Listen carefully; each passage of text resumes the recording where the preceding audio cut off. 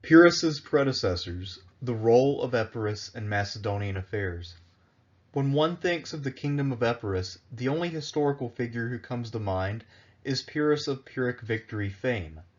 Just as Pyrrhus's life would be inextricably caught up in the turbulence of the successor period, so too were the lives of his predecessors on the Epirote throne heavily shaped by the rise of Philip II, Alexander's invasion of Asia, and the outbreak of the Wars of the Successors. First, let us consider both the kingdom of Epirus and the ruling Molossian dynasty.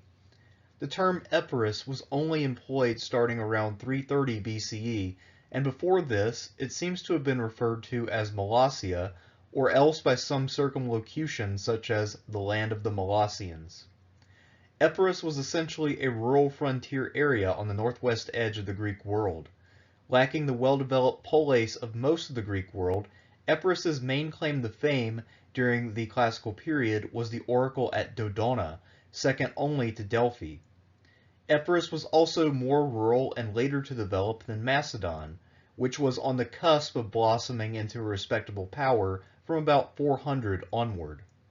Epirus itself was only united under the Molossian dynasty around 370 BCE, and it was only then that Pyrrhus's predecessors began to push for urbanization and for the development of a strong state.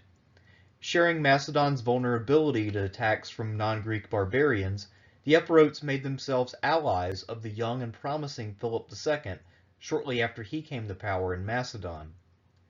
The brothers Neoptolemus I and Erebus ruled Epirus together from 370 until Neoptolemus's premature death. As sole ruler, it had been Erebus who had solidified the alliance with Macedon. The guarantor of this new alliance was a marriage between Philip and the late Neoptolemus's daughter, Olympias. This union produced Alexander the Great in 356. Alexander shared his name with both his own Argead ancestors and with Olympias's younger brother, who was perhaps 6 years older than his nephew and namesake. In 350 or so, Philip II received the young Alexander of Epirus at his court, fearing that Erebus would have the young man assassinated to secure the throne against any future challenges. When the Epirote Alexander, also known as Alexander the Molossian, was about 20 years old in 343-342, Philip decided on a military intervention in Epirus which placed Alexander on the throne. Alexander I of Epirus, having spent some of his formative years around the ambitious and successful Philip, seems to have developed a yearning for glory, and he spent the next several years building up his power at home. In 337, Olympias and Philip had a nasty falling out that resulted in Olympias and her son Alexander arriving at the Molossian court and calling for Alexander I to make war on Philip. Knowing that this was not an option, Alexander the Molossian instead opted to take the opportunity to deepen his ties to Philip before he departed for Asia by marrying Cleopatra, the daughter of Philip and his sister Olympias. It was at this wedding celebration that Philip II was assassinated in 336. In the years 336 to 335, Alexander of Epirus watched his nephew and namesake establish his hold on the powerful kingdom of Macedon and win a brilliant string of victories over his neighbors. In 334, two closely related men named Alexander embarked on military expeditions bound for foreign soil, seeking to immortalize themselves in the pages of history.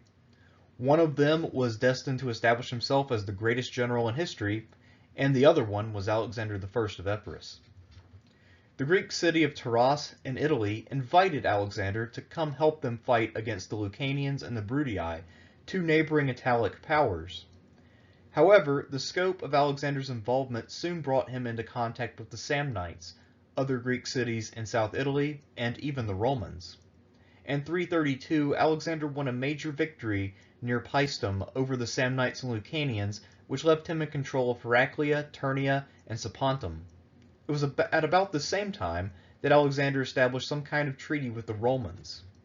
However, Alexander's imperial project in Italy was undone during a subsequent battle with the Lucanians in 331, where Alexander was operating with a considerable number of Lucanian exiles in his ranks. The exiles betrayed Alexander in favor of their countrymen, and this now made Alexander's position at the Battle of Pandosia highly unfavorable. He was mortally wounded in the fighting, and as he lay dying, he was lamenting his fate to be forgotten while his nephew, who was several years his junior, was already a living legend. Among his last recorded words was a complaint that his nephew, the King of Macedon, had made his name so quickly because he had, quote, waged war against women. With Alexander I dead in Italy, the Molossian throne passed to his cousin, Aeacides. We do not know much about Aeacides' time on the throne between 331 and 317. During that time, he seems to have been trying to find diplomatic marriages that he could exploit in the spirit of Philip II. To gain friendship in nearby Thessaly, Aeacides married Pythia, the daughter of Menon IV of Pharsalus. This union eventually produced two daughters, Deidamia and Troios, and a son named Pyrrhus, who was born in 318.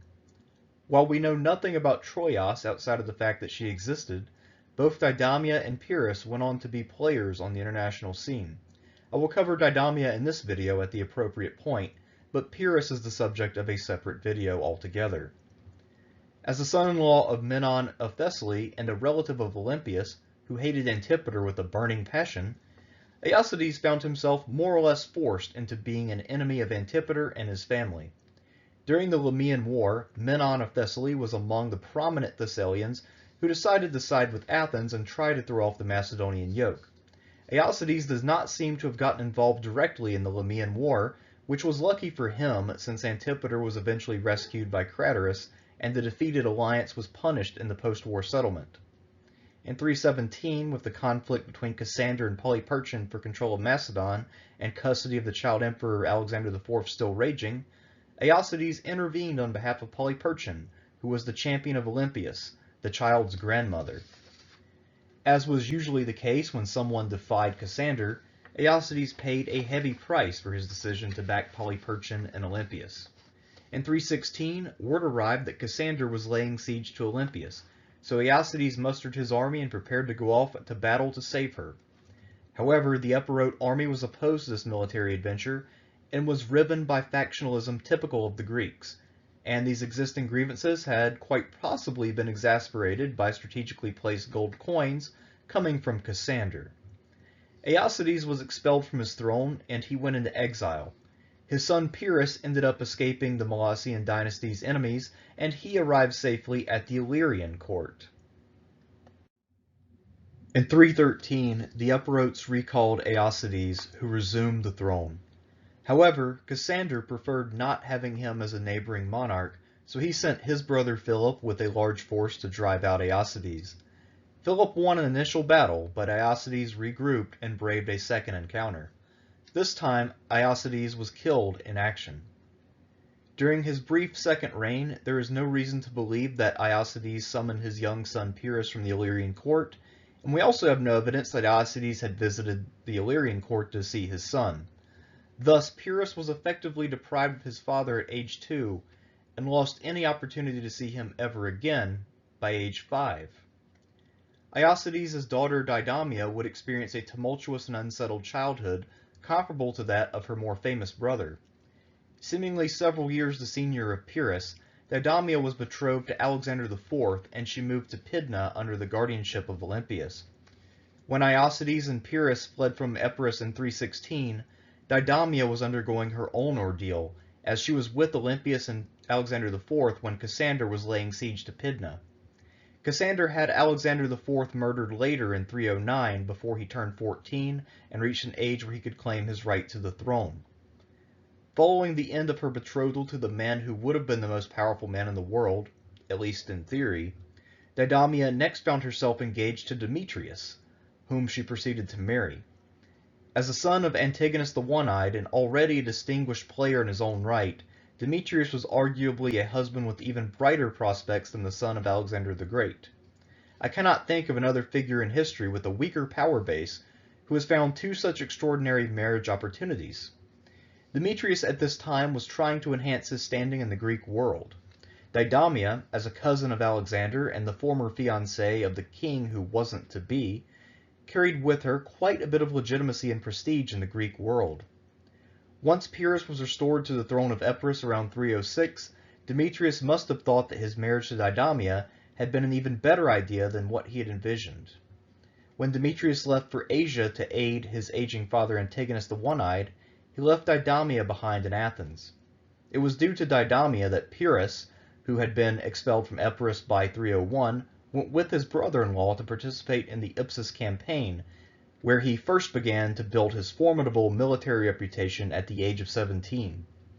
When news of Antigonus's defeat at Ipsus arrived in Athens, Deidamia was forced to relocate to Megara, although she was treated with respect. Deidamia traveled to Cilicia to reunite with Demetrius, who was rearranging the Antigonid Empire and trying to ally himself with Seleucus. Possibly due to the strains of this voyage, Deidamia died soon afterward in 300. Before her death, she and Demetrius had a son named Alexander, who went on to spend most of his life in Egypt, probably as a political prisoner of some kind. Deidamia's death continued to impact the course of affairs in Greece and Macedon for 2 decades, as she had been the glue binding Demetrius and Pyrrhus. Without her there as a common bond and possible negotiator, Demetrius and Pyrrhus would be at war with one another almost constantly once Pyrrhus reestablished himself as the King of Epirus.